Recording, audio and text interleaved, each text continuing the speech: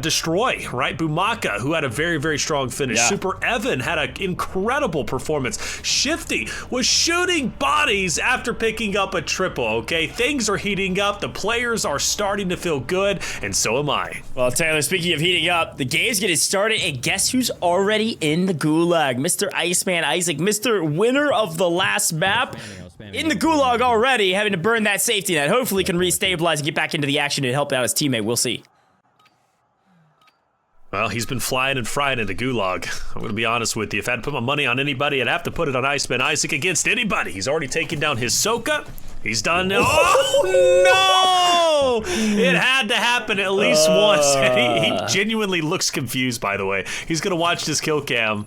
I think it's just headshots. It's just face. It's just headshots. That's just part of the game. You both play the same lane. Reflection says you can't lose. You're gonna lose. Yeah. It was a one bullet difference. Don't do that. Don't put that on me. It was a one bullet difference, quite literally. Unfortunate. You're gonna feel frustrated about it at the end of the day. Gotta move on, gotta restabilize, gotta make good, especially with the momentum you had last map. Shake it off and get back into the action. You cannot afford a dropped map at this point, Taylor, because this is what we were talking about before. Iceman Isaac was not top 10 going into his win, then won, got to top 10, needs to stay there in order to walk away with some cash today. So hopefully they can restabilize. Hopefully they can get back into it. But hey, we talked a little bit about Super Evan. Now, we didn't see him in the final kind of 5 fight. I do think they made top 8 though. And like we said, there was like 25 squads up. And Super Evan was already on 11 kills by himself. You talk about average points for the winners between each map. The team at the top right now, Navy Charlie, 66 points after 5 maps. You guys can do the math on that, right? That's a little bit over. That's like 12-ish, a little bit, like around 12, 13 points or so per map that you need to average. That's really not all that much. And if you can have 11 eliminations with 25 teams up and maybe make top 8, good grief, you're doing everything you need to do. Let's just grab 1 or 2 more bangers. You're going to be at the top of the leaderboard. It's Marine Corps Bravo being represented by Zach the OG and Super Evan. Are they within top 10? No, not at this point. Marine Corps Alpha is. Marine Corps Echo. Marine Corps Bravo, though, I think is just on the cusp of breaking into top 10, especially after that last game. They just need a solid game number 6 if they can. And quite honestly, I think for a lot of teams who are outside of top 10 or even within that top 10, trying to break into top 3, which is where the bulk of the money is going to be made today, this is the game to set yourself up for success, given the fact that you only have 2 more remaining afterwards. You don't want to get to a point where you're going into game 7, game 8, and that's the game where you have to pop off. That's the game where you have to go big, right? You want the added leeway. Powerhouse Gulag. Almond versus Slacked. And Almond's been absolutely on fire. And he's going to pump the brakes a bit, goes forward, and unfortunately for Slacked, he's going to end up dropping off. But Almond and Deep Six, they have some new life. Now, where are they going to land? Yeah, continuing to bring the Space Force team back down to earth. Slack can't get anything going, unfortunately, just being caught at the wrong end of the stick, or the gun, rather. Almond, his team also in a blender. But they've had a little bit better of a day overall. You do see Stud Manny winning on the other side, one of our top teams. Of course, has been kind of jockeying for the top 3 position nearly the entirety of this tournament. I will say, Taylor, like, we are getting kind of towards the end of the tourney, but not really, right? Like, we've got this map and then 2 more maps to go. We are playing 8 total. To remind everybody, maybe you tuned in at the beginning, we talked about how we were playing 6, and then you tuned back in just now after maybe grabbing a bite to eat or something. We are playing 8 now, by the way, so we've got a little room to work with here if you're a team that plays hyper aggressive. But if you've already dropped a couple zeros, a couple low digit scores, as Barracks goes down, pedal to the metal. Iceman Isaac in trouble. Barracks able to restabilize, but didn't know goes down. Barracks immediately knifed to death. Iceman Isaac gets bought back, or I think he gets back into the air quickly, so well done, but overall just in a total blender and throwing even me off.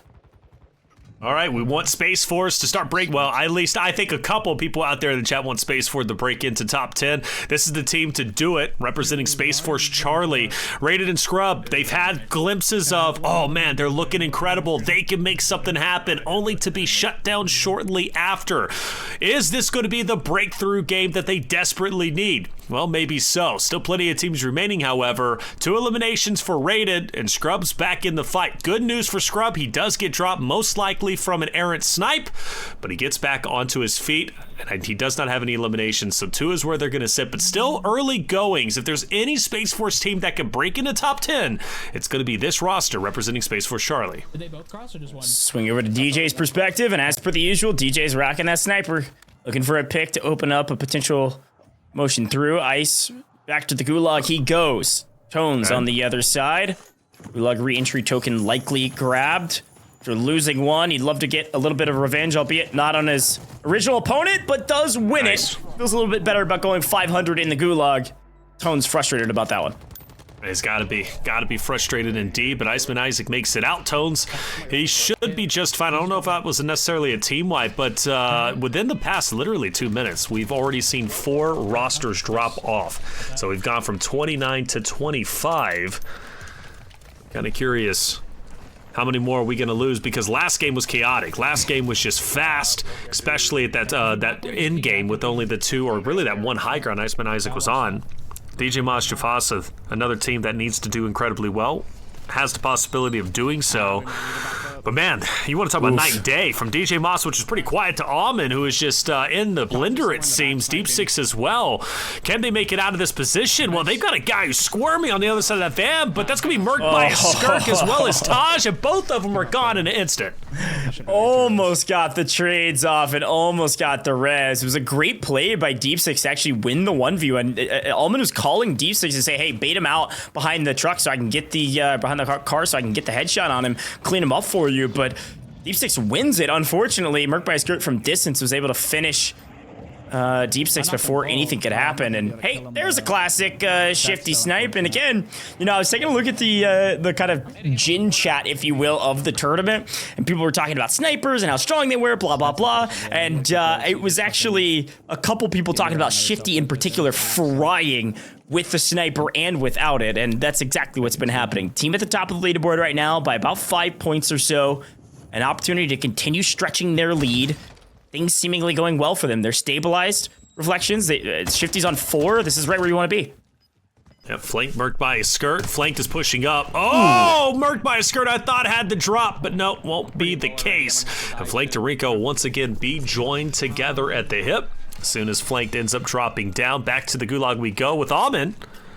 Almond versus Reddy. Reddy's been a very talented player, but that mark, Almond knows where he's at, and he wants to make the push if possible. But things slow down a bit. The challenge is in from Deep Six, or excuse me, from Reddy, and Almond will win. So good on them for doing so. People winning their Gulags, you love to see something like that. Scummin, though, as well as Gary G, a team again that I think I was really interested to see how they would work, and I want to hear their comms. I don't know if we can. I don't know. I just hunt him down. Oh no, I was laughing at the hunt that was going on with Scummin. Maxides did not hear the swimmer behind him. Scummin grabs his 9th, by the way, going into the 4th circle here in just a second.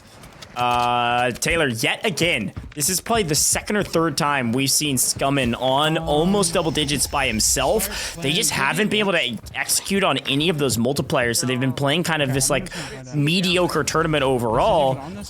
But 1 or 2 things change. We think back to that Molotov in the Gulag, you know, all of a sudden this is a team that's in top 3.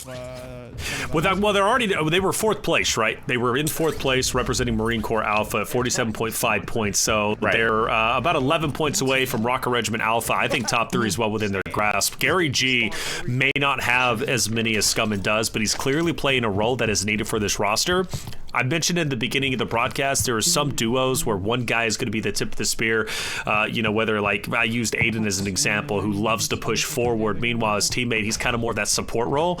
Could be the same thing for Gary. And I think Gary's doing his job as long as he can stay alive and really assist Scummin whenever he needs help. All right, all is going to be good with the world. And this duo have really impressed me. The Marine Corps, they've got a great team here with Gary G. And Gary G is somebody I didn't know from before. I don't believe he's played in any Code Bowls, at least the ones that I've been a part of. So it's nice to see a fresh face represent the Marine Corps and play as well as he has. That's a great shout. And again, they're 11 points out of third. We want to get top university. One or two things go their way, they'd be there. Jockeying for first, but the opportunity is still there. Maybe the door is beginning to close, but it's not closed yet. Still 2 more maps after this one, and they've got a great thing going. Top 8, as a reminder, is the second best multiplier, of course, behind first place. 1.3x for top 8, 1.5x for a win. At least get to top 8. Add a couple more kills to your tally. It could be one of the bigger games of the day for sure. Should be a freebie here as long as there's no teammate to aid, and bada bing, bada boom. Double digits just for Scumming. Double digits, not bad at all. They continue to push forward, very aggressive. As I mentioned, game 6, this is where I want to have a pop-off game. This is where I want to really solidify my placement within top 10. For Scumming, of course, they're Marine Corps Alpha. They're already in top 4. This could very well be a game that sets them up. Who knows, make an upset and take first place potentially. Things take a little bit of time. UAV's been popped. They can see the pings. And I can't believe it. Scumming's going to make this push. I'm going to go play for these. I think he thinks, I mean, they've got some information, right? So I think he thinks he's free enough to be able to hold this wrap here on the edge. And he's right. Has enough information to challenge and wins it. That's unrational. Little old teammate on teammate violence. Another fun storyline. And yet again, I talked about it. 1v2s are going to happen a lot today. And you see another one on main stage. 12 eliminations for Scumming by himself. 13 as a team. And they're 5 spots away from making the top 8. A huge push here from Scumming. We talked about how the top 3 had started separating themselves, but finally, a good thing is going here for Scumming squad.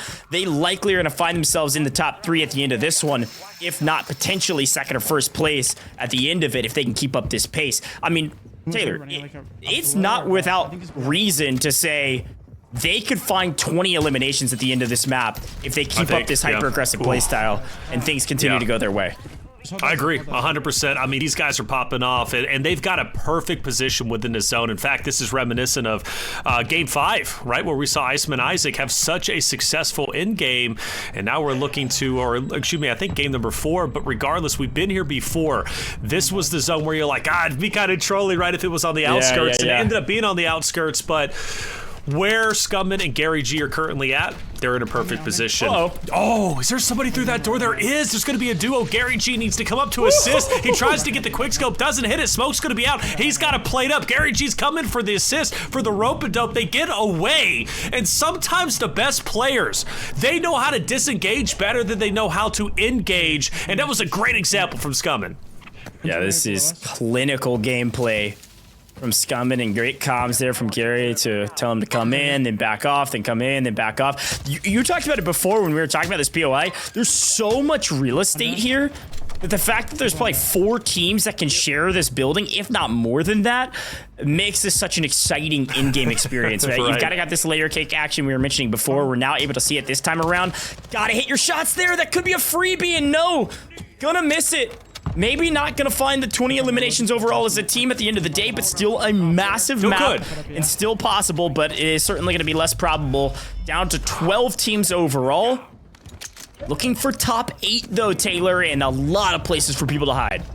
Yeah, they want to get on the roof, PA for the roof, but they can't push up just yet. They're going to have to take a bit of a pause. Another PA, though, has been equipped. Does he use it as he goes to penetrate the top level? Funnel those players potentially on the roof straight into him. Well, he just goes full send, spots a player at the distance, and most likely go to fire those shots. Now, Grand Pooba, along with Ken Rosie, who's currently spectating. Grand Pooba, the only one alive currently. Not a bad game from what we've seen from this duo with 5 eliminations anyways. Mortar Strike has been out, so that's close as well. So there's got to be someone right on top. But Iceman Isaac, he's alive, and he's on the hunt through the smoke. Talk about a ridiculous position to be in. How did they stabilize? How did they find themselves on high ground again? That was Scumming. They're unkillable. Iceman Isaac goes big again on high ground.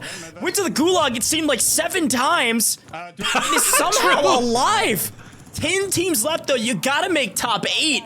And you need a couple more eliminations. This is a nearly identical position they were last time. The problem is there's more places to hide underneath them this time. And they can't rely on hanging out on high ground and hitting every single snipe. They still need 5 or 6 eliminations out of the last, 9 other players to make this a solid game. But hey, take the 1.5 away from somebody else, still have a solid map. We'll see what happens. As we swing over to Flanked, who we haven't really seen on main stage, Taylor, since the very beginning when he popped off in the first map. Opportunity to creep up this leaderboard yet again. Potentially, right? We'll have to see. And by the way, Scumman and Gary G, we watched them for so long. Iceman Isaac, they were the team that took them down on the roof. When we switch perspectives, a lot of heavy hitters. Almond's still alive himself. He ran into some issues earlier. Deep Six, I think, has been dead for quite some time. Almond's kind of been soloing, trying to stay alive as long as he possibly can. We're now down to the top four. Top four duos. And it could very well be, what, 3 trios and a duo. And I think that duo is going to be Iceman Isaac up top. So this is very well going to be another game going to them. This could be our first back-to-back game winners out of the 8 that we're going to be seeing today. A bit shifty, though. Almond taking some damage. Gas mask? No. He's got to continue to run. A player drops in front of him. Don't think he got the elimination. He did not. And now he's just trying to stay alive, Gosh. No, but Spartan goes down. Almond goes big for a second. That's Iceman Isaac. It's just Isaac's teammate left, and he has the high ground. Rico finds it from above. Barracks on real positioning. Job's not done yet. Get a little peek behind the curtain here. Ice is gonna go down, is gonna die. Barracks has high ground, has the comms, and Barracks grabs, I believe, the elimination and the win. Back-to-back victory. Iceman Isaac and Barracks. Another big one. A 15-point game is certainly nothing to be upset about. A massive back-to-back victory. They were outside the top 10, Taylor, before the last win. They crept into the top 10 after that win. And now with another 15-point game, again, a big jump from them. I'm excited to see where this leaderboard finds itself. Yeah, they were number 6 on the leaderboard going into the 6th game, and with the victory like that with 15 points, you know, I take a quick glance. I mean, very well could be top 3, maybe top 4. I mean, this is a big jump. You think about it, back-to-back victories, back-to-back wins, and 2 very talented games. And honestly, the same fashion in kind of a way, right? Iceman Isaac, that high ground master, taking it, and he had this point where he had to battle against Scumman as well as Greg, who I thought at one point we're going to win this game. I really did. The way that Scumman was playing was beautiful, but then he met the final boss, Iceman Isaac. Yeah, let's take a look back at some of these replays, and I mean, just honestly, the resolve of Iceman Isaac is ridiculous. The amount of times they found themselves in gulag or floating above the map, trying to figure out where to go, and still come out with double-digit elims and a win.